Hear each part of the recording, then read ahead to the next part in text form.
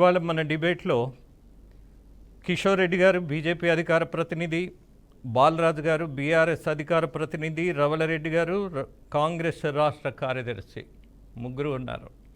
Of course Kishore గారు, బాలరాజు గారు, అలాగే రవలి గారు, నా ఆలోచన, నా అభిప్రాయం కూడా మీకు బాగా స్పష్టంగా అర్థమై ఉంటుంది. బట్ ఈ టాపిక్లోకి వెళితే 100 రోజులు దాటిందో లేదో కాంగ్రెస్ పార్టీ మీద విపరీతమైన దాడి జరుగుతుంది అన్నటువంటి ఒక వాదన బలపడుతుంది. ఎట్ ద సేమ్ టైం 100 రోజులు దాటకుండానే కాంగ్రెస్ పార్టీ గత ప్రభుత్వాన్ని టార్గెట్ చేస్తోంది, ప్రతి విషయాన్ని సమస్యాత్మకంగా మారుస్తుంది, అలాగే ప్రతిదీ స్కామ్ అనేటటువంటి ఒక ధోరణిలో ముందుకెళుతోంది అన్నటువంటి వాదన కూడా విన్నాం. వీటితో పాటు మరొక విచిత్రమైనటువంటి వాదన కూడా జరుగుతుంది. ఇటీవల తాజా మాజీ ముఖ్యమంత్రి కేసీఆర్ గారు మాట్లాడుతున్నారు. ఏమని? తెలంగాణ సర్కారు ఉంటుందా ఊడుతుందా అని. I don't know what is the reason. అలాగే బీజేపీ వాళ్ళు కూడా అంటున్నారు కాంగ్రెస్ పార్టీ బీజేపీ ఒకటే అని. ఇది కూడా నాకు అర్థం కాని అంశమే, ప్రజలకు కూడా అర్థం కానటువంటి విషయమే. దీనిలో నిజాలేంటి, అసలు ఎవరితో ఉన్నారు అన్నటువంటి ఆలోచన విశ్లేషణ చేద్దాం. నమస్తే ముగ్గురికి స్వాగతం పలుకుతూ రవల్ గారు, మీ సర్కారు ఉంటుందా ఊడుతుందా అన్నటువంటి వాదన మాట్లాడడంలో ఉన్నటువంటి బాధ్యత ఏంటో నాకు తెలియదు, కానీ ఏంటి, ఎందుకని ఇలాంటి మాటలు ఎందుకు వస్తున్నాయి? ప్యానెల్లో ఉన్న వాళ్ళందరికీ నమస్తే. ముందుగా బీఆర్కే ప్రేక్షకులకు కూడా స్వాగతం పలుకుతున్నాను డిబేట్కు. ఈరోజే కాదు, ఏదైతే డిసెంబర్ 3 రిజల్ట్ వచ్చినప్పటి నుండి ఇప్పటి వరకు కూడా ప్రతి దానిలో అంటే వాళ్ళు ఒక ఓటమిని అనేది డైజెస్ట్ చేసుకోలేకపోయింది. ఎలక్షన్ నోటిఫికేషన్ వచ్చినప్పటి పరిస్థితులు, నోటిఫికేషన్ తర్వాత ఎలక్షన్ వరకు, రిజల్ట్ వచ్చే వరకు పరిస్థితులు చాలా భిన్నంగా ఉండేసరికి కేసీఆర్ గారు చాలా తట్టుకోలేని పరిస్థితి. అంటే ఏ రకంగా వీళ్ళకి గెలుపు వచ్చింది అనేది, నా మీద ఇంత వ్యతిరేకత ఉంది అనేది ఆయన ఊహించుకోలేకపోయింది. ప్రజల్లో వ్యతిరేకత ఉండడం, ఆయన చేస్తున్న కార్యక్రమాలు ప్రజారంజకంగా లేవు, ప్రజలకు కంటకంగా ఉన్నాయని చెప్పి పదే పదే ప్రధాన ప్రతిపక్ష పార్టీగా కాంగ్రెస్ చెప్తుంటే ఆయన సవరించుకోవడం పోయి కాంగ్రెస్ పార్టీ మీదనే ఎదురుదాడి చేయడం అప్పటి ముఖ్యమంత్రిగా ఆయన చేసిన మొదటి పొరపాటు. ఈరోజు అంటే బీజేపీ పార్టీ కూడా ఏ రకంగా ఉందంటే, వస్తే కేసీఆర్ వచ్చినా బాగుండు, కాంగ్రెస్ ఎందుకు వచ్చింది, కాంగ్రెస్ రాకుంటే బాగుండు కదా అనే రీతిలో వాళ్ళు కూడా ఒక రకంగా డైజెస్ట్ చేసుకోలేని పరిస్థితిలో ఉన్నారు. అంటే ఈ పరిస్థితులు చూస్తుంటే మన గతంలో చాలా సార్లు కాంగ్రెస్ ప్రధాన ప్రతిపక్ష పార్టీగా ఉన్న కాంగ్రెస్ అనేక మార్లు బీఆర్ఎస్, కేంద్రంలో ఉండే బీజేపీ రెండు ఒకదానికొకటి వత్తాసు పలుకుతున్నాయి. రెండు కలిసి కాంగ్రెస్ పార్టీ హఠావో అనే నినాదంతో ముందుకెళ్తున్నాయి. ఒకరు పిలుపునిస్తారు, ఒకరు తూచా తప్పకుండా పాటిస్తారు. అదే రకంగా పాటించడంలో భాగంగా ఇక్కడ కాంగ్రెస్ పార్టీ ఎమ్మెల్యేలను కొనుక్కోవడం కానీ, లేకపోతే కాంగ్రెస్ పార్టీలో ఉన్న ఏ రకంగా ఉన్న నాయకులను ఆ పార్టీలో లాక్కోవాలని చూడడం కానీ, ఇవన్నీ చేసిందంటే ఇద్దరు కలిసి ఒకరు పిలుపునిస్తే ఒకరు పాటించిండ్రు అనేది మనం అప్పటి నుండి ఇప్పటివరకు మాట్లాడుకున్నాం. ఇప్పుడు కూడా సేమ్ ఇద్దరి వర్షన్, ఇద్దరి వాయిస్ కూడా ఒకే రకంగా, ఇద్దరి పిలుపు కూడా అదే రకంగా ఉంది. ఇప్పుడు కాంగ్రెస్ పార్టీ ప్రభుత్వం ఏర్పడ్డాక ఒక వారం రోజులు కూడా గడవలేదు, బీఆర్ఎస్ పార్టీలో ఉన్న నేతలు మొదలు పెట్టిండ్రు, ఇది తుమ్ముతే ఊడిపోయే ముక్కు, దీనిలో పార్టీ ప్రభుత్వం ఉంటుందో ఉండదో తెలియదు, ఇది 3 నాళ్ళ ముచ్చటే అని మాట్లాడడం. అదే రకంగా దీనికి కోరస్ పలికినట్టుగా బీజేపీ నేతలు కూడా, పెద్ద పెద్ద నేతలు, కేంద్రంలో ఉన్న నేతలు, రాజ్యసభ సభ్యులు, పిసిసి అంటే వాళ్ళ రాష్ట్ర అధ్యక్షులు, మంత్రులు అందరూ కూడా కాంగ్రెస్ పార్టీ ప్రభుత్వం ఉండదని చెప్పడం. ఇవన్నీ అంటే ఒకరు వాయిస్ లేపితే ఒకరు కోరస్ ఇవ్వడం. అంటే ఇక్కడ కూడా సేమ్ ఇద్దరు కలిసే ఉన్నారు, ఇద్దరి లక్ష్యం ఒకటే, కాంగ్రెస్ పార్టీ ప్రభుత్వాన్ని ఏ రకంగానైనా గద్దెదించాలి, ఏ రకంగానైనా పడగొట్టాలి అనే నినాదంతో వెళ్తున్నారు. కాబట్టి ఇద్దరి లక్ష్యం ఒకటే ఉన్నట్టుగా స్పష్టంగా కనబడుతుంది. మేము అంటే అధికారంలోకి వచ్చి 100 రోజు అంటే 4-5 రోజుల్లోనే గత ప్రభుత్వం మీద మేమేం ఆరోపణలు చేయలేదు. 10 సంవత్సరాలుగా ప్రధాన ప్రతిపక్ష పార్టీలో ఉండి బాధ్యతాయుతమైన ఏదైతే సూచనలు చేస్తే పట్టించుకోకుండా, ముఖ్యమంత్రి తను అంటే తన మెదడులో ఏదొస్తే అదే, తానే ఇంజనీరు, తానే డాక్టరు, తానే అది అన్నట్టుగా ప్రతి సందర్భంలో తానే మేధావి అనే రీతిలో అన్నీ తానే వ్యవహరించడం అనేది మేము ప్రతి విషయంలో ఖండించినాము. దాని వైఫల్యంతో, దాని యొక్క ఏమంటారు, దాని దుష్ప్రభావంతో ఈరోజు ఈ తెలంగాణ రాష్ట్రం ఈ రకంగా గత ప్రభుత్వంలో చేసిన వైఫల్యాలు ఏదైతే ప్రాజెక్టుల విషయంలో కానీ, పవర్ల విషయంలో కానీ, లేకపోతే ఆంధ్రాకి ఇచ్చిన నీళ్ళ వాటా విషయంలో కానీ, ఇవన్నీ తీసుకుంటే అప్పుల కుప్పగా మారడం కానీ, లేకపోతే ఉద్యోగాల కల్పన కానీ, ఇవన్నీ అంటే మేము అప్పటి నుండి ఇప్పటికీ ఒక కన్స్ట్రక్టివ్ గా వాళ్ళు చేస్తున్న తప్పులను చెప్పుకుంటూ పోయినాం. అప్పటికి మా చేతిలో ఉన్నది ఏంటి, వాళ్ళు చేస్తున్నారు తప్పులని ప్రజాపక్షంగా ఉండి గొంతు వినిపించడమే. ఈ రోజు మేము అధికారంలో ఉన్నాము. ఆ తప్పులను ఖచ్చితంగా బయట చూపించాలంటే అధికార పక్షంగా ఏ రకంగా అయితే లెక్కలతో సహా చూపించాల్సిన అవసరం ఉంటది. తప్పు చేసినామని ఆరోపించడం ప్రధాన ప్రతిపక్ష పార్టీలో ఉండి చెప్పడం వేరు, దాన్ని తప్పు చేసిందని చెప్పి అధికార పార్టీలో ఉండి చూపించడం వేరు. కాబట్టి ఒక విషయం కేసీఆర్ గారు ఏమన్నారో స్పష్టంగా నేను ప్లే చేసి చూపిస్తాను, తర్వాత మిమ్మల్ని తీసుకుంటా. వాళ్ళు కూడా ఉండాలి, 5 ఏళ్ళు పనిచేయాలి, అప్పుడే నల్లదేందో తెల్లదేందో తెలుస్తుంది. కానీ ముఖ్యమంత్రి మాట్లాడే మాటలు చూస్తే, సభలలోనే వణుకుడు చూస్తే తిరగబడ్డ జనం తెలంగాణలో. సర్వే రిపోర్ట్లు వస్తున్నాయి కాంగ్రెస్కు 2 సీట్ల కన్నా ఎక్కువ రావు అని. అంతటా అన్ని జిల్లాలలో కూడా రైతాంగం తిరగబడతా ఉంది. అందుకే ముఖ్యమంత్రి నిన్న నారాయణపేట సభలో ఆయన భయం, ఆయన కంపం చూస్తే ఈ గవర్నమెంట్ ఏడాది కూడా ఉంటట్లేదని మనం చేస్తా ఉన్నా. ఎవడు ఎప్పుడు పోయి బీజేపీలో వెళ్తాడో, ముఖ్యమంత్రి జంపుకొస్తాడో, ఏమవుతుందో.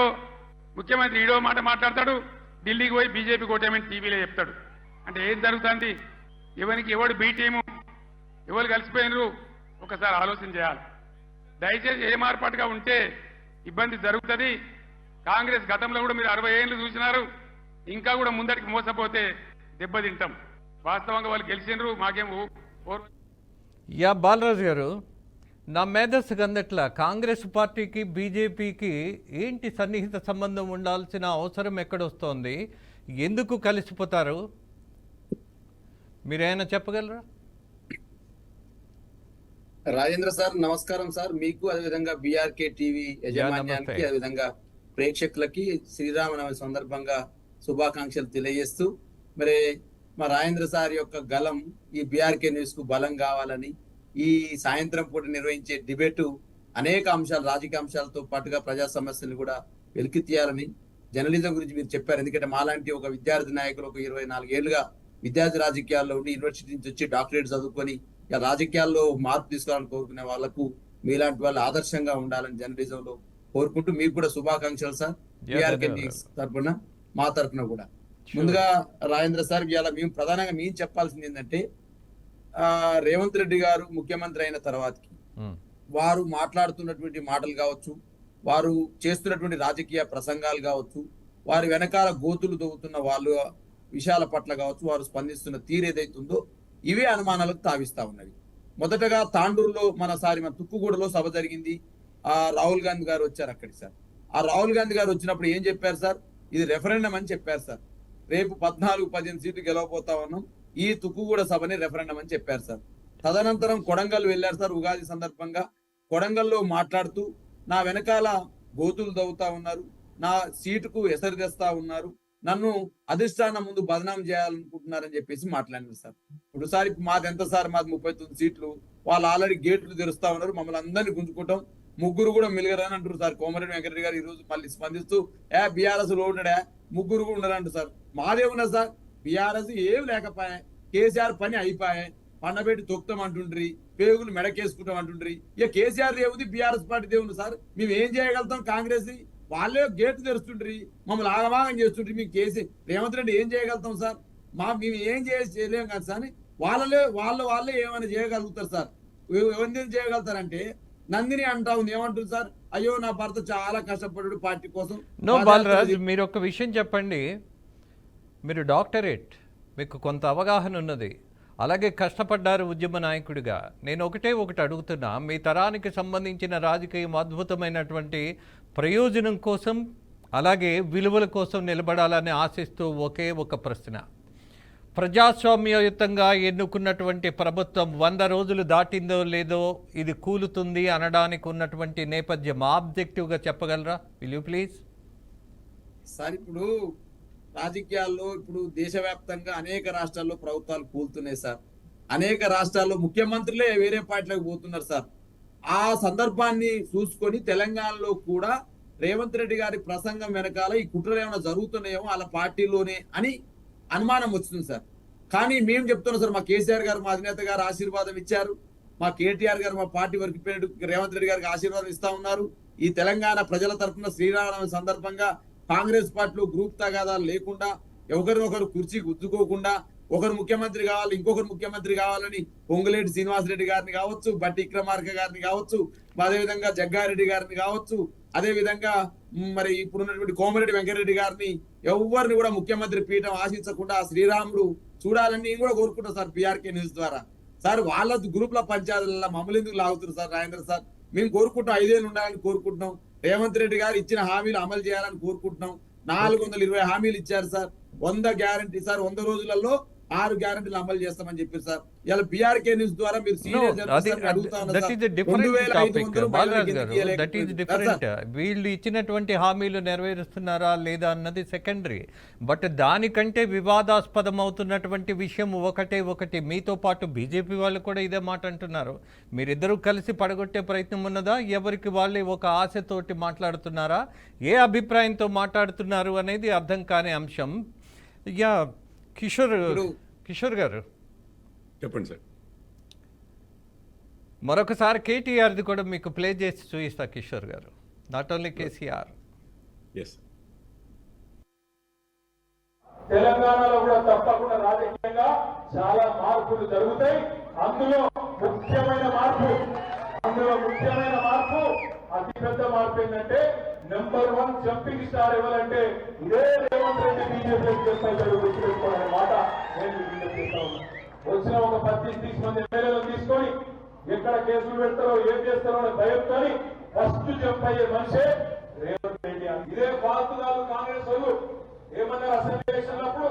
బీజేపీ బీఆర్ఎస్ ఒకటే, మీరు బీటీము ఇవాళ నేను అడుగుతున్నా కాంగ్రెస్ నాయకులారా, దమ్ముంటే చెప్పండి, మీ ముఖ్యమంత్రి బీజేపీ కూడా కాంగ్రెస్ కూడా మీరు ముందు చెప్పమని చెప్పి నేను డిమాండ్ చేస్తా ఉన్నాను. పార్లమెంట్ కిషోర్ గారు విన్నారు కదా, నాకు చాలా విచిత్రం. నేను అంటున్నాను కదా, maybe I'm a senior journalist, but నాకు అసలు క్యాచ్ అవటల్లా, లాజిక్ అందట్లా. What is going on? ఏం లేదండి, ముందుగా రాజేంద్ర గారు మీకు, రవలి గారికి, బాలరాజ్ యాదవ్ గారికి, అట్లాగే మన బీఆర్కే న్యూస్ ప్రేక్షకులందరికీ శ్రీరామనవమి శుభాకాంక్షలు, అట్లాగే నమస్కారాలు. మీకు ఎస్పెషల్లీ బీఆర్కే న్యూస్కి మీకు ఈరోజు స్టార్ట్ చేస్తున్నారు శ్రీరామనవమి రోజు, అంతా శుభం జరగాలని చెప్పి మీకు నా తరఫు నుంచి శుభాకాంక్షలు. సో ఇప్పుడు 130 రోజులైంది ప్రభుత్వం వచ్చింది. ఈ 130 రోజుల్లో కూడా డిస్కషన్ అంతా ఎవరితో ఉన్నారు, ఎవరి తూలు ఎవరు తీయబోతున్నారు, ఎవరి తాట ఎవరు తీయబోతున్నారు, ఏ పార్టీ ఖాళీ అవ్వబోతోంది, ఏది అవుతోంది అని చెప్పి. కాకపోతే పరిస్థితులు ఏంటంటే రాష్ట్రంలో, అంటే నేను అనుకోవడం అయితే అండి, బేసిక్ స్టఫ్, మన రాష్ట్రంలో ఈసారి వర్షాభావ పరిస్థితుల వల్ల కొంచెం కరువు పరిస్థితులు ఏర్పడినాయి. అటేమో అంతకుముందు మనం 2 లక్షల కోట్లు ఖర్చు పెట్టి కొన్ని ప్రాజెక్టులు నిర్మించిన నీళ్ల కోసం అని చెప్పి, నీళ్లు నిధులు నియామకాలు మీకు తెలిసిందే, తెలంగాణ ప్రాంతంలో నీళ్ళు అనేవి చాలా సెన్సిటివ్ సబ్జెక్ట్. అదంతా చేసినా కూడా ఒక్క సీజన్లో వర్షాభావ పరిస్థితులు వచ్చేసరికి పొలాలు ఎండిపోయి, అది 20 లక్షల ఎకరాల 2 లక్షల ఎకరాల, అఫీషియల్గా కాంగ్రెస్ పార్టీ నుంచి చెప్పేదేమో 2 లక్షల ఎకరాలు.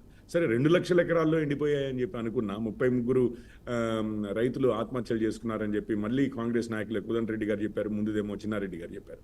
సో ఈ పరిస్థితుల్లో ఇప్పుడు ఎన్నికలు కూడా త్వరలో ఉన్నాయి కదా, లోక్సభ మన రాష్ట్రానికి అయిపోయిన తర్వాత, అసెంబ్లీ అయిపోయిన తర్వాత 5 నెలల్లోనే లోక్సభ ఎన్నికలు ఉన్నాయి. ఈ విషయాలన్నీ డిస్కషన్లోకి వస్తే ఎవరము ఎక్కడ డిఫెన్సివ్లో పడిపోవాల్సి వస్తుంది. అటు బీఆర్ఎస్ వాళ్ళు డిఫెన్సివ్లో పడాల్సి వస్తుంది, ఇటు కాంగ్రెస్ వాళ్ళు. అదే కాళేశ్వరం ఎత్తితే కూడా దాని మీద విపరీతమైన గొడవ జరుగుతుంది, కానీ ఒక్క స్టెప్ కూడా ముందుకెళ్ళదండి. మీ పొలిటికల్గా అంతకుముందు ఈవెన్ మన రేవంత్ రెడ్డి గారు కూడా మేము సాక్ష్యాధారాలతో ప్రధానమంత్రి గారికి పంపించాము, ప్రధానమంత్రి గారు సిబిఐ కేసు వేయట్లేదు అన్నారు. వారికి తెలుసు అప్రూవల్ కావాలి ఇక్కడి నుంచి అని. వీరు సీఎం అయిన తర్వాత వీరు అప్రూవల్ ఇవ్వరు. కానీ అట్లాగే కేసులు ఏమైనా పెడతారా, సాక్ష్యాధారాలు అన్నీ ఉన్నాయన్నారు. అట్లాంటివి ఏమన్నా కేసులు పెడతారా అంటే 130 రోజులైంది. అంటే సాలిడ్గా ఏ డిసిషన్స్ తీసుకోకుండా ఇద్దరి మధ్యలో యుద్ధం జరుగుతున్నట్లుగా నడిపించి ఈసారి దేశం మొత్తంలో మోడీ గారి ఇది ప్రధానమంత్రి కోసం జరుగుతున్న ఎన్నికలు, పార్లమెంట్ కోసం జరుగుతున్న ఎన్నికలు అని ప్రజలైతే అర్థం చేసుకున్నారు. అందుకని బేసిక్గా బీజేపీ వైపు చూస్తున్నారు అని చెప్పి ఏదైతే ఉందో ఇద్దరి మధ్యలో అటెన్షన్ మాత్రమే ఉంచి మీడియా స్పేస్ మొత్తం కవర్ చేసి అసలు బీజేపీకి అవకాశం లేకుండా చేయడం కోసం బీఆర్ఎస్ కాంగ్రెస్ చేస్తున్నారు కుతంత్రం అండి. ఒక్కటి ఎందుకో చెప్తాను చూడండి. మీరు అది కాంగ్రెస్ గెలిచినా 2014లో వీళ్ళు విలీనం అనుకున్నారు. దాని తర్వాత చూడండి 2014లో అయినా 19లో అయినా 23లో అయినా మీకు ఏ పార్టీ గెలిచినా మిగిలిన నాయకులందరూ అందులోకి పోతారు. బీఆర్ఎస్ గెలిస్తే కాంగ్రెస్ నాయకులంతా బీఆర్ఎస్లోకి వెళ్తారు, మినిస్టర్లు అవుతారు పెద్ద నాయకులంతా. ఇప్పుడు కాంగ్రెస్ గెలిచిందంటే బీఆర్ఎస్ వాళ్ళంతా ఇక్కడికి వస్తారు, ఇక్కడ ఇంకా మినిస్టర్లు అవ్వాల్సింది ఉంది, తప్పనిసరిగా అవుతారు కూడా. మీరు మొట్టమొదట మీరు అన్నారు చూసారా, 4 రోజుల్లోనే మొదలు పెట్టేశారు కాంగ్రెస్ ప్రభుత్వం పడిపోతోంది, మొన్ననే కదా వచ్చింది, 4 రోజులు అవ్వకుండానే ఆ అన్నవారు ఎవరు? కడియం శ్రీహరి గారు. వారు ఇప్పుడు ఎవరు పక్కన ఉన్నారు? రేవంత్ రెడ్డి గారి పక్కన ఉన్నారు. ఇదంతా ఒకే కుటుంబం అండి. కిషోర్ గారు ప్లీజ్, ఇవాళ ఆయన వెళ్ళిపోయాడు కదా అని మనము, మీరు కూడా ఒక ప్రొఫెసర్ స్థాయి ఉన్నటువంటి మీరు కూడా రొటీన్ రాజకీయం మాట్లాడడం ఎందుకో somehow I don't like it. The reason is that మీ పార్టీలో పొద్దున చేరితే సాయంత్రానికల్లా ఎంపీ టికెట్లు ఇచ్చినటువంటి పరిస్థితి మనం చూసాం. మీరేమి అతిథులు కాదు కదా వేరే వాళ్ళని మాట్లాడడానికి. How can you support and how can you comment such a way? Exactly. ఇప్పుడు జాయినింగ్స్ మేము ఎప్పుడైనా కానీ, ఈ రోజే కాదు అంతకుముందు అయినా కానీ, 2023కు ముందైనా కానీ మనము రాజగోపాల్ రెడ్డి గారు వచ్చారు, కాంగ్రెస్ నుంచి వచ్చారు, అక్కడ ఈటల రాజేందర్ గారు వచ్చారు, బీఆర్ఎస్ నుంచి వచ్చారు.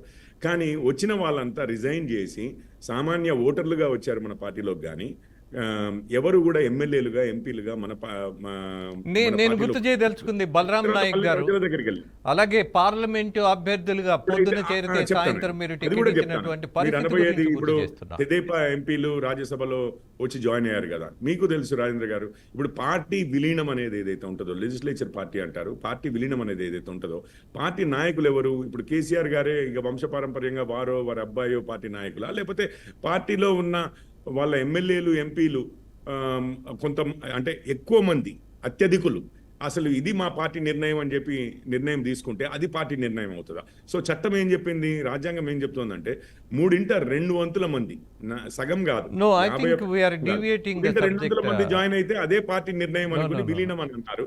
అది జరిగింది. ఎక్కడ కూడా చట్టానికి వ్యతిరేకంగా స్పీకర్ ఆఫీస్నో, ఇంకొక ఆఫీస్నో, వైస్ చైర్మన్ ఆఫీస్నో, రాజ్యసభ వైస్ చైర్మన్ ఆఫీస్నో దుర్వినియోగపరిచి సంవత్సరాల తరబడి డిలే చేసి వాళ్ళని తీసుకొచ్చి పార్టీ అవతల పార్టీ మీద గెలిచిన వాళ్ళు ఉంటారు, ఆ పార్టీ వ్యక్తులుగానే మొత్తం. కిషోర్ గారు నాకు ఒక విషయం చెప్పండి, డైరెక్ట్ గా ఒక విషయం చెప్పండి. కేటీఆర్ మాట్లాడింది చూయించాను, కేసీఆర్ మాట్లాడింది చూయించాను, బీజేపీ లక్ష్మణ్ గారు మాట్లాడింది కూడా చూయిస్తా. బట్ ద థింగ్ ఈజ్, ఎందుకు, ఏ ఉద్దేశంతో ఈ ప్రభుత్వం ఊడుతుంది అన్నటువంటి అభిప్రాయానికి ఒక సీనియర్ నాయకుడిగా, మాజీ ముఖ్యమంత్రిగా, ఉద్యమకారుడిగా ఉన్నటువంటి ఒక పొలిటీషియన్ ఇలా అనడంలో ఉన్నటువంటి అంతరార్థం ఏంటి? Do you have any idea? ఇప్పుడు బీఆర్ఎస్ ఎప్పుడైతే ఫక్తు రాజకీయ పార్టీగా మారి ఫక్తు రాజకీయ నాయకుల్ని జాయిన్ చేసుకుందో, ఆ ఫక్తు రాజకీయ నాయకులు అంటే ఇప్పుడు కేసీఆర్ గారు చెప్పారు, ఫక్తు రాజకీయ పార్టీ అంటే మనం పవర్ వెనకాల ఉన్నాము అని చెప్పి. ఇప్పుడు ఫక్తు రాజకీయ నాయకులు వచ్చినప్పుడు వారు గ్యారంటీగా పవర్ ఇటు సైడ్ ఉందో అటు సైడ్ వెళ్తారు. అదే జరుగుతోంది. పెద్ద విషయం ఏం లేదండి ఇందులో, ఏదో అర్థం కాని విషయం అంటూ ఏమి లేదు. పవర్ ఇటు సైడ్ ఉంటే అటు సైడ్ వెళ్ళే ఫక్తు రాజకీయ నాయకులు వచ్చి మిమ్మల్ని జాయిన్ అయ్యారు, ఆ రోజు మీరు ఆహ్వానించారు. ఈ రోజు పవర్ అటు సైడ్ ఉంది కాబట్టి వారు అటు వెళ్తున్నారు. అందులో పెద్దగా ఆశ్చర్యం ఏమి లేదు. కాకపోతే కేసీఆర్ గారు ఆ మాట అంటున్నారు అని అంటే ఇక ఎక్కువ మంది అందులోకి వెళ్ళిపోయి పూర్తిగా అసలు ఇంకొక 100 రోజుల్లో పూర్తిగా అసలు సమసిపోయే పరిస్థితి. ఇంతకుముందు బాలరాజ్ యాదవ్ గారు అన్నట్టుగా 3-4 మిగులుతారు అని కాంగ్రెస్ వాళ్ళు అంటున్నారు అన్న టైప్లో ఆ పరిస్థితిలోకి రానియకుండా అట్లాగే కార్యకర్తలకు కొంచెం ధైర్యం నింపుదామని చెప్పి ఇంకా ఇది సంవత్సరం నడుస్తుంది, 6 నెలలే నడుస్తుంది అని చెప్పి అంటున్నారు. కానీ కిషోర్ గారు మీరు కొంచెం చేసే పరిస్థితిలో అయితే లేరు. మీరు కొంచెం అన్పార్షియల్ గా ఆలోచిస్తారని నా నమ్మకం. ఇది మైండ్ గేమ్ అనుకోవచ్చా? ఈ అది నాయకులు మైండ్ మాట్లాడుతున్నారు. తప్పనిసరిగా ఇదంతా మైండ్కి సంబంధించిన విషయాలే. తప్పనిసరిగా ఇదంతా ఒక నెరేటివ్ సెట్ చేయడమే, అంతకుమించి ఏం లేదండి. అంటే ఎవరి ఇంట్రెస్ట్ వారు కాపాడుకోవడమో, లేకపోతే వారి కార్యకర్తల్లో కాస్త ఉత్సాహం నింపడమో, ఈ విషయాలే. ఇప్పుడు మీరు మీకు ఒక సైడ్ మొత్తం గేట్లు ఓపెన్ చేస్తే అన్న టైప్లో ఓపెన్ చేయకముందే గేట్లు దునికి పారిపోతున్నారు బీఆర్ఎస్లో నుంచి. మీకు తెలుసు ఇప్పుడు మన ఎమ్మెల్యేలు వెళ్తున్నారండి. ఎంపీలు అంటే టర్మ్ అయిపోయింది, వాళ్ళు రిజైన్ చేశారు, వెళ్ళారు, బీజేపీలోకి వచ్చి జాయిన్ అయ్యారు, సరే వాళ్ళకి టికెట్లు వచ్చాయి, అది వేరే విషయం. కానీ ఎమ్మెల్యేలుగా మొన్న 3 నెలలు కాలేదు, 4 నెలలు కాలేదు ఎన్నికయ్యి, అట్లాంటి వాళ్ళే ఇప్పుడు దానం నాగేందర్ గారే కానివ్వండి. ఇదేదో కొత్త విధానం లాగా ఇప్పుడే వచ్చినట్టుగా మనం మాట్లాడుకుంటే నాకు ఆశ్చర్యంగా ఉంటుంది. కానీ ఈ గతంలో జరిగింది, ఎప్పుడు జరుగుతూనే ఉంటుంది రాజకీయాల్లో. ఆ దొడ్డి అంతా నింపుకొని మళ్ళీ భారతీయ జనతా పార్టీలో చేరుతున్నాం రేవంత్ రెడ్డి గారు. అది మా ఆరోపణ. ఇప్పుడు మా ఎమ్మెల్యేలు అంతా చేర్చుకొని మళ్ళా కాంగ్రెస్ పార్టీ ఎమ్మెల్యే అంటూ రారు కాబట్టి వీళ్ళందరినీ తీసుకుపోయి భారతీయ జనతా పార్టీ కలుపుతారు అనేది మా ఆరోపణ కదా. ఎందుకంటే దేశవ్యాప్తంగా ఏదైతే జాతీయవాదం పేరుతోటి రాహుల్ గాంధీ ఒకవైపు ఏమో అంబానీ అదానికి ఆస్తులు దోసిపెట్టాడు 12 లక్షల కోట్లని వారంటున్నారు. మళ్ళీ దేనికో వెళ్తున్నాం. We will have a separate debate. Adani అంబానీలకు ఏమి ఇచ్చారనేది we will have a separate debate.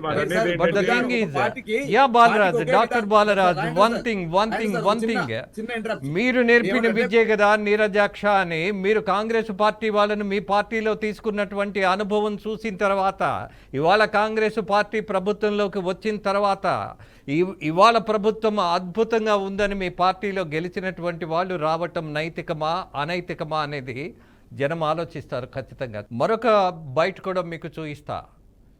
BJP ప్రతిష్టాత్మకంగా భావించేటటువంటి ఒక నాయకుడు ఉన్నారు, లక్ష్మణ్ గారు.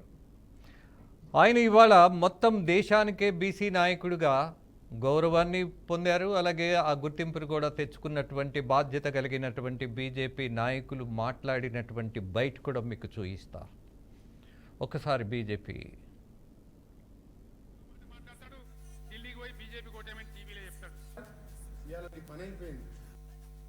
మమతా బెనర్జీ కాంగ్రెస్ పూర్తిగా అడ్రస్ గల్లంటిన పార్టీతో మాకు పొత్తు అవసరం లేదని, మమతా బెనర్జీ స్వయంగా కాంగ్రెస్ వల్ల 400 సీట్లు పోటీ చేసినా 40 సీట్లు కూడా గెలవలేదని, గెలిచే పరిస్థితి లేదని స్వయంగా వాళ్ళ మమతా బెనర్జీ గారు బాహాటంగా ప్రకటిస్తూ ఉంటే, కాంగ్రెస్ పార్టీ తెలంగాణలో నేల విడిచి సాము చేస్తున్నట్టుగా వాళ్ళ భ్రమలో తేలిపోతూ ఉన్నారు. రాహుల్ గాంధీ గారు ప్రధానమంత్రి అయిపోతారని పగటి కలలు అంటూ ఉన్నారు. కాంగ్రెస్ పార్టీలో అంతర్గత కలహాలతో ముఠాలతో ఒకవైపు సతమతం అవుతూ ఉంటే, 4 మాసాలకే ఇవాళ కాంగ్రెస్ పార్టీ ప్రజా ఆగ్రహాన్ని చవిచూసే పరిస్థితి. అందుకనే ఒక నాటకీయ ఫక్కీలో బీజేపీని అడ్డుకునే కుట్రలో భాగంగా Congress party, BRS, Majlis party, కమ్యూనిస్టులు సైతం కూడా ఈ తెలంగాణలో ఒక చీకటి ఒప్పందంలో భాగంగా అన్ని పార్టీలు కలిసి తెలంగాణలో బీజేపీని, మోదీ గారి యొక్క చరిస్మాను నిలవరించేటువంటి ఎన్ని కుట్రలు పడుతున్నా ఖచ్చితంగా ఇవాళ 2 అంకెల సీట్లు బీజేపీ సాధిస్తుందని మమతా బెనర్జీ. రావుల్ గారు, నేను మొదట్లో ఇంట్రడక్షన్లో జర్నలిజంలో కొన్ని విలువలు తగ్గిపోయాయని చాలా స్పష్టమైనటువంటి నా అభిప్రాయం చెప్పా. అలాగే రాజకీయాల్లో కూడా విలువలు తగ్గిపోవడం వల్ల, అలాగే విలువైనటువంటి నాయకులు లేకపోవడం వల్ల, మీలాంటి యువత ఇవాళ రాజకీయాల్లోకి రాకపోవడం వల్ల చాలా నష్టం జరుగుతుంది అనేటటువంటి చాలా స్పష్టమైనటువంటి ఆధారాలు నాకు కనిపిస్తున్నాయి. బీజేపీ లక్ష్మణ్ గారు సౌమ్యుడు. ఒక అబద్ధం చెప్పాలంటే కూడా ఆయన కొంచెం కంగారు పడతారు కూడా. అలాంటి వ్యక్తి కూడా ఇవాళ కాంగ్రెస్ నాయకులు కలలు అంటున్నారు. అంటే బీజేపీ ఊహిస్తేనేమో అది కల కాదు, కాంగ్రెస్ వాళ్ళు అనుకుంటే మాత్రం అది కల అవుతుందా? ఒకసారి మనం కిషోర్ గారిని అడుగుదామా? రావుల్ గారు, will you please allow me to ask? Sir, ఇందులో ఏమీ వింతేం లేదు సార్. ఎందుకనంటే ఇప్పుడు లక్ష్మణ్ గారే రేషనల్ కూడా ఇచ్చారు, ఉట్టిగా మాట్లాడలేదు. ఇటు చూస్తే మన రాహుల్ గాంధీ గారు భారత్ జోడో న్యాయ యాత్ర అని 2వ విడతగా మొదలుపెట్టి ఒక్కొక్క రాష్ట్రం ఈశాన్య రాష్ట్రాల నుంచి వస్తూ ఉంటే ఒక్కొక్క రాష్ట్రంలో అడుగు పెడుతుంటే ఆ రాష్ట్రంలో ఉన్న వారి మిత్రులు అంటే ఇండి కూటమిలో భాగస్వాములు అనుకున్న వారంతా వారిని విడనాడడం మొదలుపెట్టారు. ఇప్పుడు మీకు మమతా బెనర్జీ గారు మొత్తం వారే పోటీ చేస్తున్నారు. ఆ కూటమి లేకుండా పోయింది. ఇటు బీహార్కి వచ్చేసరికి నితీష్ కుమార్ గారు మళ్ళీ లేదు బీజేపీ వారితోటే కలిసి పోటీ చేసి గెలిచాం చేయబట్టి మళ్ళీ అటే వెళ్తాము, ఆర్జేడీ వారితో మేము ఉండము అని చెప్పి, అండ్ ఇండి కూటమిలో ఒక దిశ అనేది లేదు అని చెప్పేసి వారు మళ్ళీ భారతీయ జనతా పార్టీతో కలిసి ఎన్డీఏ ప్రభుత్వాన్ని ఏర్పరిచారు. ఇటు ఉత్తరప్రదేశ్ వస్తే వారికి ఎన్ని సీట్లు ఇచ్చారో ఏమి ఇచ్చారో కూడా మీ అందరికీ తెలిసిన విషయమే. అక్కడ ఈవెన్ రాహుల్ గాంధీ గారు, సోనియా గాంధీ గారు కూడా పోటీ చేయడానికి విముఖత చూపించారు. రాహుల్ గాంధీ గారు ఈసారి ఎప్పటి నుంచో వాళ్ళ కుటుంబ సభ్యులే నిలబడుతున్నటువంటి 2 సీట్లలో కూడా వదిలేసి సోనియా గాంధీ గారు, రాహుల్ గాంధీ గారు ఒకరేమో రాజ్యసభ ఎంపీగా వెళ్ళిపోయారు, ఇంకొకరేమో వాయనాడు కేరళకి వెళ్ళిపోయారు. అది అయిపోయిన తర్వాత ఇప్పుడు ఆమ్ ఆద్మీ పార్టీ ఉంది. ఇప్పుడు ఆ పంజాబ్ లో వారికి ఎంతవరకు కుదిరింది, ఏమిచ్చారు అనేది కిషోర్ గారు జమ్మూ కాశ్మీర్ లో మీ మేధస్సుతో మమ్మల్ని కూడా వదిలిపెట్టేశారండి కాంగ్రెస్ ని. ఏదో మరిపిస్తున్నారు, సమాధానం రావట్లే నాకు. రాహుల్ గారు సమాధానం అదే అంటున్నాను, అంటే విస్తృతమైనటువంటి విజ్ఞానం ఉంటే ఇలానే చెప్తారు. ఆయన ప్రొఫెసర్ గా చాలా బాగా మంచి క్లాసెస్ చెప్పేటటువంటి ఒక ఎబిలిటీ ఉన్నటువంటి కిషోర్ గారు. అది కాదండి, అంటే రాజకీయంగా నేను ఒక్క నిమిషం రవలి గారు, జస్ట్ రాజకీయంగా నేను ఏమంటున్నానంటే ఇటు కాంగ్రెస్ కూటమిలో భాగస్వామ్యులు వదిలేళ్తున్నారు, అట్లాగే పూర్వ ముఖ్యమంత్రులు, ప్రదేశ్ అధ్యక్షులు, సీనియర్ నాయకులు, అట్లాగే యువ నాయకులు కూడా కాంగ్రెస్ ని ఎంతో మంది ముఖ్యమంత్రులు వదిలిపెట్టారండి. గత కొద్ది నెలల్లోనే 5 ముఖ్యమంత్రులు, అంటే ఒక సంవత్సరం లోపే 5 ముఖ్యమంత్రులు విడనాడి వెళ్ళిపోయారు కాంగ్రెస్ ని, పూర్వ ముఖ్యమంత్రులు. అట్లాగే యువకులు కూడా జితిన్ ప్రసాద్ అనండి, మిలింద్ దియోరా అనండి, జ్యోతిరాదిత్య సింధియా గారు అనండి, అసలు యువత అటు సీనియర్లు ఇటు మిత్రులు అందరూ వదిలిపెడుతున్న సమయంలో ఇప్పుడు రాహుల్ గాంధీ గారు ప్రధానమంత్రి అవుతారు అని అనేది వారు పోటీ చేసినదే 250 సీట్లకు లేవు. ఇప్పుడు మనకి విషయం ఏంటంటే పోటీ చేసిన మాజీ రాష్ట్రపతి కలమన్నారు, అలాగే ఆ కళ నిజం చేసుకోమన్నారు, తప్పేం లేదు. ఎనీహౌ రాహుల్ గారు, రాజేంద్ర గారు, 2 సీట్లు వచ్చిన వాళ్ళు వీళ్ళు కేంద్రంలో అధికారంలోకి రావచ్చు, కానీ 40 సీట్లో ఉన్న వాళ్ళు మేము అధికారంలోకి వస్తామంటే వీళ్ళకు నమ్మశక్యంగా లేదు. అప్పుడు వీళ్ళని కూడా ఇట్లే అవహేళన పరిచి ఉన్న ఇద్దరిని కూడా లాక్కునే ప్రయత్నం చేస్తే వీళ్ళు ఏ పరిస్థితిలో ఉండేదో ఆలోచించాలి. న్యాయ యాత్రలో భాగంగా రాహుల్ గాంధీ గారు ఏ రాష్ట్రంలో అడుగు పెడితే ఆ రాష్ట్రంలో మిత్రపక్షం విడిపోతుంది, ఆయన దగ్గర నుండి దూరం అయిపోతుంది అంటే రాహుల్ గాంధీ గారిని చూసి భయపడి బీజేపీ పార్టీ వాళ్ళను నయానా భయానా వాళ్ళను దూరం చేసే ప్రయత్నం చేసి మీ దానిలో దగ్గర చేర్చుకున్న విషయం వాస్తవంగా అందరూ తెలుసు. మీరు ఎంత దాచిపెట్టుకున్నా అది గుప్పిట్లో ఉన్నది అనుకుంటున్నారు, కానీ అది ప్రపంచం మొత్తం చూస్తున్న విషయమే. ఈరోజు ఇక్కడ పట్టుమని 1 సీటు కూడా ఉండదు మీకు 2018 ఎలక్షన్లలో ఎమ్మెల్యేలు తెలంగాణలో. కానీ మీరు మాత్రం మేము తెలంగాణలో మేము అధికారంలోకి వస్తాం, మేమే అధికారంలోకి వస్తామని డంకా బజాయించి మీరు చెప్తే అవి కళ్ళలు కావు. మీరు అబద్ధాలు చెప్పచ్చు, బీజేపీ లక్ష్మణ్ గారు చెప్పచ్చు, కిషన్ రెడ్డి గారు చెప్పచ్చు, మురళీధర్ రావు గారు చెప్పచ్చు. అంటే అబద్ధాలు ఆడడానికి పేటెంట్ హక్కు అనేది మీకు సొంతం, కానీ మేము అబద్ధాలు ఆడట్లే. మేము ఆ రోజు తెలంగాణలో అధికారంలోకి వస్తామని చెప్పినాం, చేసి చూపించినాం. ఈ రోజు కూడా కేంద్రంలో రాహుల్ గాంధీ గారు ప్రధాని అవుతారు. ఎట్లయితారో వెయిట్ అండ్ సీ. ఇప్పుడు మీరు 400 సీట్లు మోడీ గారిని చూసే 400 సీట్లు వస్తాయి, మోడీ ఆహా ఓహో అంటున్నారు. మీరు గతంలో గెలిచిన నలుగురు ఎంపీలు తెలంగాణ రాష్ట్రానికి చేసింది ఏంటి అనేది ప్రజలు చర్చించుకుంటున్నారు. ప్రజలకు వదిలేద్దాము నిర్ణయాత్మకం అనేది. ఈ రోజు మీరు 4 గెలిస్తే ఏం చేసిండ్రు, 2 డిజిట్లకు వస్తే ఇంకా ఏం చేయబోతారు, ఇవన్నీ ప్రజల చర్చలో ఉన్న విషయాలు. దాన్ని మనము వాళ్ళ ఆలోచన ధోరణి తప్పు పట్టాల్సిన అవసరం లేదు. ఈ రోజు మేము టార్గెట్ పెట్టుకున్నాము, తెలంగాణలో ఒక్కొక్క పార్లమెంట్ కాన్స్టిట్యుయెన్సీ వైజ్ గా తీసుకుంటే మా బలం ఎంతుంది, మీ బలం ఎంతుంది, బీఆర్ఎస్ బలం ఎంతుంది, బలాలను అంచనా వేసుకొని మేము 14 నుండి 15 వస్తాయని చెప్పుకోవడంలో మేము కలగన్నట్టు కాదు కదా. మేము వాస్తవీకరణను పెట్టుకొని చేస్తున్నాం. ఎక్కడో కొండ మీద ఉన్న వాళ్ళను ఎక్కడో దూరంలో ఉన్న మోదీని చూయించేసి ఇక మోదీ ఎక్కడున్నాడు మీకు ఓట్లు మీట్లో ఉన్నారు రాహుల్ గారు.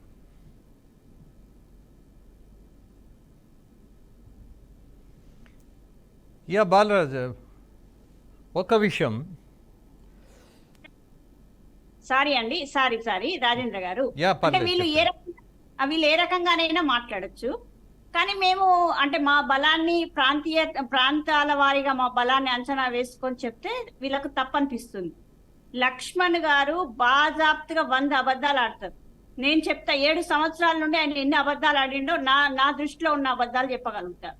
మీరు చెప్పండి, ఆయన ఒక్క నిజం ఎప్పుడైనా చెప్పిండో చెప్పండి. మేము ట్రయల్ మాత్రమే చూపించినాము, ఇక షో రాబోతుంది, మొత్తం సినిమా రాబోతుందని 100 సార్లు చెప్పిండు. ఇక బీఆర్ఎస్ పార్టీ నేతలు జైలుకే కరెంటులో అవినీతి జరిగిందని చెప్పేసి అక్కడ మీ ప్రమేయం ఉంది అనగానే మళ్ళీ యూటర్న్ తీసుకున్నారు, వెనక్కి పోయింది.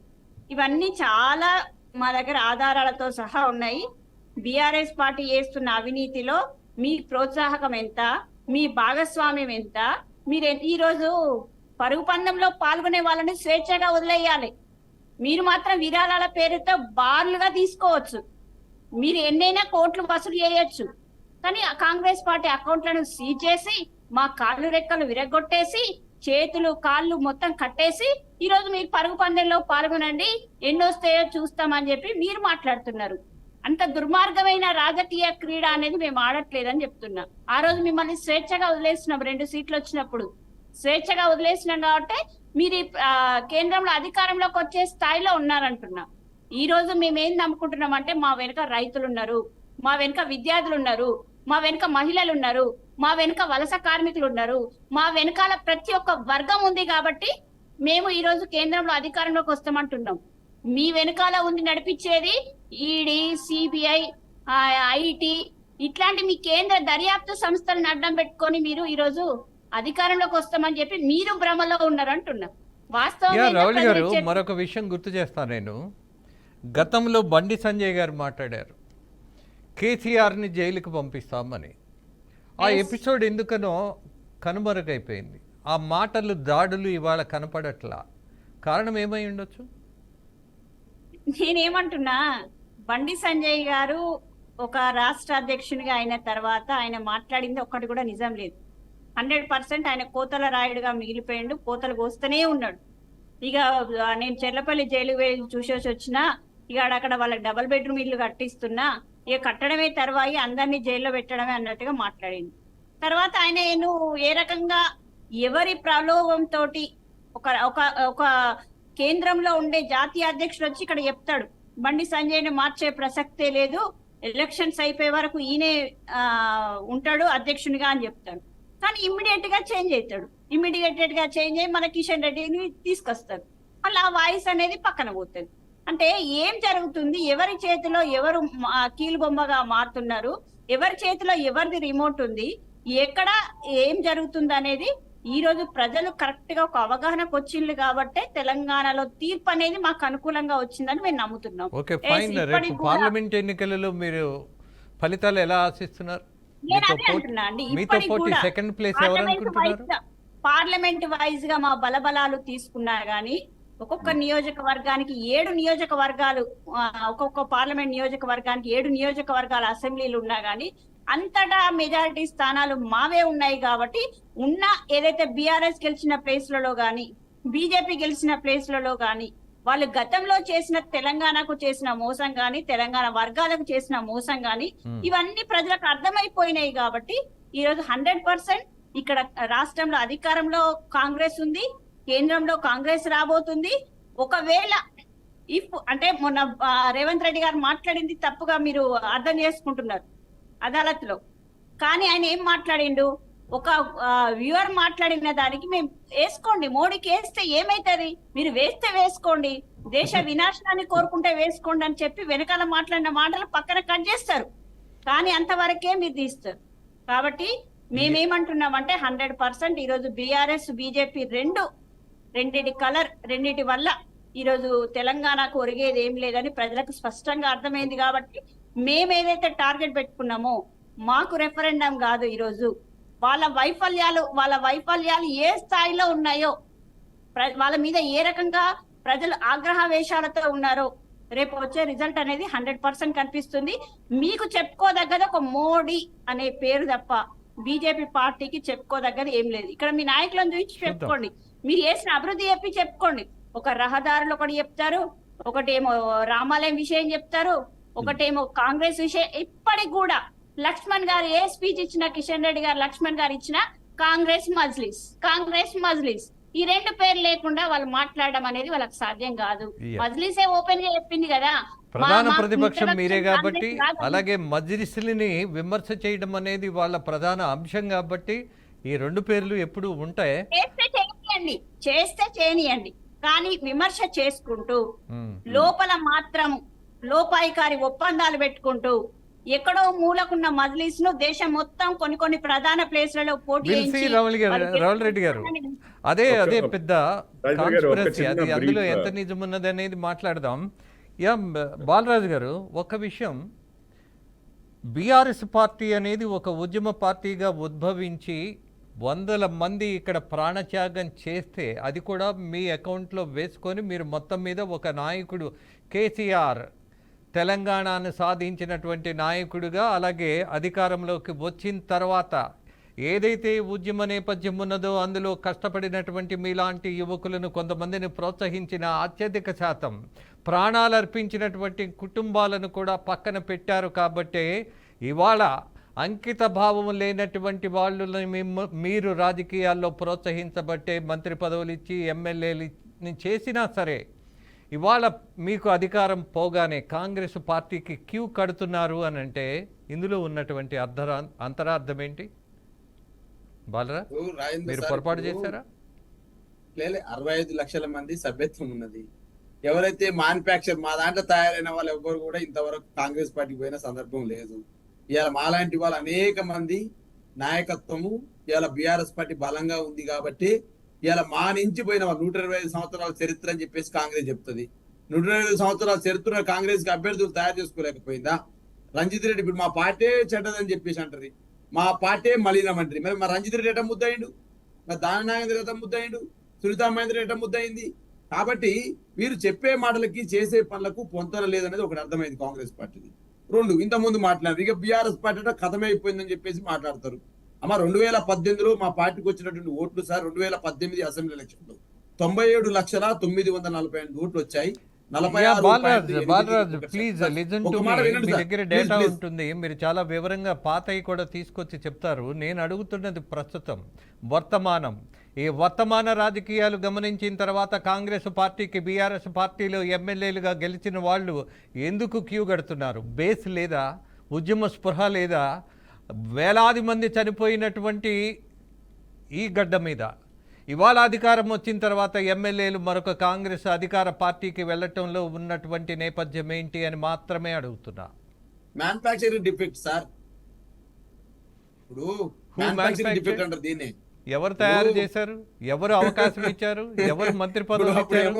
మీ పార్టీ తెలంగాణ రాష్ట్రం వచ్చిన తర్వాత ఏం చేసినారు సార్? ఇక కాంగ్రెస్ పార్టీ పని అయిపోయింది, ఇక తెలంగాణ పునర్నిర్మాణం కేసీఆర్ గారితో సాధ్యమవుతుంది, ఈ తెలంగాణకు కాంగ్రెస్ అవసరం అని చెప్పేసి మా దాంట్లోకి వచ్చారు. అప్పుడు మా ముఖ్యమంత్రిగా ఉన్నటువంటి కేసీఆర్ గారు తెలంగాణ పునర్నిర్మాణంలో వీళ్ళు కూడా ఏదో వస్తున్నారని చెప్పేసి సహకారం తీసుకున్నారని వారు వచ్చినారు, వాళ్ళు జైన్ అయినారు. జైన్ అయిన తర్వాత ఇప్పుడు మళ్ళీ ఏమైంది, కాంగ్రెస్ పార్టీ అధికారంలోకి వచ్చి పోతా ఉన్నారు. మాలాంటి వాళ్ళు డాక్టర్ దూదిమెట్ట బాల యాదవ్ లాంటి వాళ్ళు అనేక మంది కేసీఆర్ తయారు చేసిన సైనికులు, కేసీఆర్ తయారు చేసిన నాయకత్వము ఎక్కడ కూడా స్ప్లిట్ కాలేదు, ఇక్కడనే ఉన్నారనే దాన్ని ఇలా బీఆర్కే న్యూస్ ద్వారా మీ ద్వారా చెప్తాను. మొదటి పాయింట్. 2వ పాయింట్, ఇవాళ మేమేమంటున్నామంటే ఇవాళ 40 స్థానాలు ఉన్న వాళ్ళేమో ఢిల్లీ పీఠం ఎక్కువచ్చట. ఇప్పుడు వాళ్ళు 1980లో అక్క చెప్పింది, ఇప్పుడు 2 ఉన్నాయి కాబట్టి వాళ్ళు ఢిల్లీ పీఠం 400 వస్తాయని అన్నారు. అరే 39 మేము వెళ్ళిపోతాం సార్, తెలంగాణ మా పని అయిపోయింది అంటారు. 39 సీట్లు మావి ఉన్నవి. ఇలా 87 లక్షల సార్, 87,53,956 ఓట్లు పడ్డాయి సార్ మాకు. నన్ను అసెంబ్లీ ఎలక్షన్ లో రవల్ గారు ఆల్రెడీ నా మాట అన్న విను, మీకు వచ్చింది వాస్తవమే, కానీ మీరు ఇప్పుడే ఆశపడద్దు కదా. మీరు మళ్ళీ వచ్చే ఎలక్షన్ కో లేకపోతే మళ్ళీ వచ్చే ఎలక్షన్ కు ఆశపడాలి, కానీ ఎలక్షన్ అయిపోయిన దాన్ని కూలగొట్టి మేము అధికారంలోకి వస్తామని చెప్తే దాన్ని ఆశ అన్నారు. ఏమంటారు? వేరే పార్టీతో లోపాయికారిగా ఒప్పందం చేసుకొని ఈ రోజు ఈ పార్టీ మీద కుట్ర చేసినట్టుగా స్పష్టంగా కనబడుతుంది అంటున్నా నేను. మీకు మళ్ళీ ఎలక్షన్ వచ్చినప్పుడు 2029లో అనండి, 29లోనో 28లోనో చెప్పండి. మేము అది 35 వచ్చిన అప్పుడు మీరు 3 మిగులుతారా 35 మిగులుతారా అప్పుడు మీరు చెప్పండి. నేనేమంటున్నా అంటే ఇప్పుడు మా దగ్గర సిబిఐ లేవు, మా దగ్గర ఈడీ లేవు మిమ్మల్ని కూలగొట్టేందుకు. ఇప్పుడు మీ దాంట్లో అసంతృప్తితోని ఉండి మీరు కూలగొట్టుకుంటే కూడా మా తప్పే అవుతుందా? మీరు ముఖ్యమంత్రి పీఠాలు కోరుకుంటే కూడా మా తప్పే అవుతుందా? మీరు చెప్పండి. ఇప్పుడు రవ్వలేడక నేను అంటున్నా, మీరు పర్టికులర్ మార్గం అడుగుపోయి రిక్వెస్ట్ చేయి, ఎందుకక్క గోతులు తవ్వుతున్నారని చెప్పేసి నందిని అడుగుపోయి, భూమిరెడ్డి శ్రీనివాస్ రెడ్డిని అడుగు, కోమరెడ్డి వెంకరెడ్డిని అడుగు, జగ్గారెడ్డిని అడుగు, మీ దాంట్లో ముఖ్యమంత్రి కావాలనుకు దామోదర్ రాయ నరసింహని అడుగు. యా బాలరాజ్ ఇది పాతదే, ఈ సబ్జెక్ట్ కూడా, ఈ మాటలు కూడా, ఈ వాదన కూడా పాతదే. Valuable most responsible debate in this channel. 100% నేను కోరుకుంటుంది అదే. కాబట్టి పొంగులేటి పోటీ పడ్డారు ఇవి కాదు కదా, పోటీ పడతారు. పడకుండా ఎందుకుంటారు? పడకపోతే ఆశ్చర్యపడాలి, పడితే ఆశ్చర్యపడాల్సిన పరిస్థితి లేదు. యా కిషోర్ గారు. ఏం లేదండి, ఇంతకుముందు రవలి గారు కొన్ని మాటలు చెప్పారు. వారి లాజికే. ఇప్పుడు వారు ఏమంటారు, ఇక్కడ అసెంబ్లీలో మాకు ఉన్నాయి చేయబట్టి మన రాష్ట్రంలో మాకు సీట్లు వస్తాయంటారు. దేశం మొత్తంలో మరి మా దగ్గర మావి ఎన్ని ప్రభుత్వాలు ఉన్నాయి, ఎంతమంది ఎంపీలు ఉన్నారు, ఎంతమంది ఎమ్మెల్యేలు ఉన్నారు, వారికి ఎంతమంది ఉన్నారు, దాన్ని చూసేసి మరి కాంగ్రెస్ రాదు అని చెప్తే మరి అదే లాజిక్ వాడొచ్చు కదా. ఒకటి. రెండోది, మాకు నిజంగానే 2018లో ఒక్కరే నిజంగానే రాజాసింగ్ గారు ఒక్కరే ఉన్నా, వారు ఒక్కరు ఎటు వెళ్ళలేదండి. వీళ్ళకి 2014లో 21 వచ్చినా, 2018లో 19 వచ్చినా గానీ అందులో 3/2 మంది అయితే రెండోసారి వెళ్ళిపోయారు. కాంగ్రెస్ నేచర్ అది. కాంగ్రెస్ ఒక ఫిలాసఫీ, ఒక దీని మీద ఉంటే, గట్టిగా పట్టు ఉంటే నిజంగా ఉంటారు. నమ్మకంగా ఎవరున్నారండి మీ లీడర్లు? ఎటు ఫక్త్ రాజకీయ నాయకులు అన్నట్టుగా ఎటు వేవ్ ఉంటే అటు వెళ్ళిపోయిన వాళ్ళే. ఈ రోజు ఎటు వేవ్ ఉంటే అటు వాపసు వస్తున్న వాళ్ళే. సగం మంది గర్వాపసీలే వస్తున్నది కూడా. దానం నాగేంద్ర గారు అంతకుముందు కాంగ్రెస్ లో లేరు. కిషోర్ గారు ఇంకొక పాయింట్, మూడో పాయింట్ చెప్పబోయే ముందు ఒక చిన్న సమాధానం చెప్పి మూడో పాయింట్కి వెళ్ళండి. కాంగ్రెస్ పార్టీకి ఒక్క పార్టీకే ఈ లక్షణం ఉన్నదా? పార్టీలు మారేటటువంటి లక్షణం? పార్టీలు మారేటువంటి లక్షణం అని కాదండి. కాంగ్రెస్ పార్టీలో మాత్రం ఇది జాతీయ పార్టీ. వారు ఇంతకుముందు మోడీ గారు ఏదో ఎక్కడో కొండ మీద ఉన్న మోడీ గారు అంటున్నారు. వీళ్ళు తీసుకొచ్చి రాహుల్ గాంధీ గారిని, సోనియా గాంధీ గారిని వారి ద్వారా కదా, సోనియా గాంధీ గారి పుట్టినరోజు మేము 2 లక్షల రుణమాఫీ చేస్తామని మాట్లాడుతుంటారు. అంటే నేను రాజకీయ పరిస్థితులు ఏ విధంగా అనేది మన రాష్ట్రంలో అయితే మరీ ఎట్లా ఉందంటే ఇక ఆపోజిషన్ అనేది ఉండకూడదు. ఎవరు ఏది గెలిచినా కానీ అందరూ అభివృద్ధి కోసమనో ఇంకొక దాని కోసమనో అని చెప్పి, తెలంగాణ అభివృద్ధి కోసం అని చెప్పి కాంగ్రెస్ బీఆర్ఎస్ మాత్రం జరగడం మొదలవుతుంది. ఒక్క నిమిషం, ఒక్కటి చెప్తాను, ఒకటే జస్ట్ నాకు 30 సెకండ్స్ ఇవ్వండి. మీరు మాట్లాడినప్పుడు నేను ఇంటర్ఫియర్ చేయలేదు. మీకు కాంగ్రెస్ బీఆర్ఎస్ ఏమో ఈ విధంగా ఉంటాయండి, ఇందులో గెలిచినా అందులో గెలిచినా మాదే అధికారం అన్న టైప్లో. ఎంఐఎం చూడండి, ఎవరు అధికారంలో ఉంటే వారితో. నేను అనట్లేదు, ఫిరోజ్ ఖాన్ గారే చెప్పారు కదా, ఓల్డ్ సిటీలో ఇంతవరకు అసలు ఒక క్యాండిడేట్ ని డిక్లేర్ చేయండి. చూద్దాం కిషోర్ గారు, సెపరేట్ డిబేట్ పెడదాం. ఏదో ఒక చిన్న వ్యాఖ్య చేసి నేను కూడా టక్కున దాన్ని వదిలేయలేను, కానీ క్లోజ్ చేద్దాం. రౌలి గారు చివరిగా చెప్పండి. అందుకనే బీఆర్ఎస్ ఎంఐఎం ఇంకొకటే పాయింట్ అండి, 30 సెకండ్స్ కంటే ఎక్కువ తీసుకోండి నేను. బీఆర్ఎస్ ఎంఐఎం కాంగ్రెస్ ఈ మూడు ఒకటైపోయాయి అనేది అక్కడ క్లియర్ గా తెలుస్తోంది. బీఆర్ఎస్ ఏమో వలసల ద్వారా, ఎంఐఎం తోటేమో అరేంజ్మెంట్ ద్వారా. ఇంకొకటి, మీరు స్వేచ్ఛగా వదిలేమన్నారు. శ్యామ్ ప్రసాద్ ముఖర్జీ గారు ఎక్కడ చనిపోయారండి? జైల్లో చనిపోయారు. ఎమర్జెన్సీలో మా నాయకులందరినీ లోపల పెట్టింది ఎవరండి? ఎమర్జెన్సీ విధించింది ఎవరండి? మీరు ఆపోజిషన్ అసలు బతకనిచ్చిందా కాంగ్రెస్? ఆపోజిషన్ బతకనీయకపోయినా గానీ, కిషోర్ గారు ఒక్క నిమిషం కిషోర్ గారు, ఒక్కళ్ళే గెలిచినా గానీ నమ్మకంతో ఉండి మేము ఫైట్ చేసాము. కొన్ని ఆశయాలకి, కొన్ని ఐడియాలజీకి, భావజాలం కోసం మేము ఫైట్ చేస్తాం చేయబట్టి నిలబడి ఈ రోజు ప్రజాదరణ పొందుతున్నాం. అంతేగాని మీరేదో బతకనిస్తే మేము బతికామని, లేకపోతే మీరేదో. ఓకే కిషోర్ గారు, ముగిద్దాం. ఒక్కసారి రౌలి గారిని మాట్లాడనివ్వండి. కిషోర్ గారు, will you please stop it? Rajendra గారు, అటల్ బిహారీ వాజ్పేయి గారు ఏం మాట్లాడిండు, అపరకాలిక ఇందిరాగాంధీ గారు అని మాట్లాడిండు. ఆ విషయాలను కూడా మనం పరిగణనలోకి తీసుకోవాలి. ఎమర్జెన్సీ పెట్టిన ఆమె అయితే ఆయన ఎందుకు ఆ మాట అంటున్నారు? దేశంలో వారే చెప్పారు డైరెక్ట్ గా, నేను అనలేదు అన్నారు. మీరు ఇంకా ఉండాలి, ఏ యాక్షన్ తీసుకోవాలనేది అప్పుడున్న సిచ్యువేషన్స్ బట్టి ఉంటది. మీరు ఎమర్జెన్సీ తీసుకోవడాన్ని సమర్థిస్తున్నారా? మీరు ఎమర్జెన్సీ తీసుకుని ప్రతిపక్షాన్ని మొత్తం లోపలేసి టార్చర్ చేయడం సమర్థిస్తున్నారా? కిషోర్ గారు, నేను సమాధానం చెప్పనా? Will you please allow me to say something? దేశంలో ఏ రాష్ట్రంలో ఏ పార్టీ అధికారంలోకి వచ్చినా గానీ మా కాషాయంలోకే రావాలనేది అయితే మీరే ఎమర్జెన్సీ ప్రకటిస్తున్నారు. యా కిషోర్ గారు, ఒక విషయం ఎమర్జెన్సీ దట్ ఈజ్ 1975-76 అది అయిపోయింది, ఆ సబ్జెక్ట్ అయిపోయింది. ఆ తర్వాత ఇందిరాగాంధీకి ఏం పాఠం నేర్పాలో ప్రజలు నేర్పించారో లేదో మీ అందరికీ తెలుసు. అలాగే ఎమర్జెన్సీలో మాలాంటి వాళ్ళు కూడా జైలుకి వెళ్ళినటువంటి పరిస్థితి ఉన్నది. I was there in the jail with mister Venkaiah Naidu గారు. వెంకయ్యనాయుడు గారు ఇవాళ దేశానికే తెలుగువాడిగా ఒక ఉపరాష్ట్రపతిగా కూడా ఉన్నటువంటి పరిస్థితి మనం గమనించాం. అందరూ కష్టపడితే ఒక సిస్టంలో వెళ్ళినప్పుడు, ఒక అంకిత భావంతో వెళ్ళినప్పుడు మీలాంటి యువకులు రాజకీయాల్లోకి వచ్చి అన్బయాస్డ్గా డిస్కస్ చేస్తే మీ అందరూ రాజకీయాల్లోకి రావాలని, మీలాంటి వాళ్ళు రాణించాలని, ఖచ్చితంగా చట్టసభల్లో మీలాంటి వాళ్ళే ఉండాలని కోరుకుంటోంది బీఆర్కే న్యూస్. ఎస్పెషల్లీ ఒక జర్నలిస్ట్గా నేను భావిస్తున్నది కూడా అదే.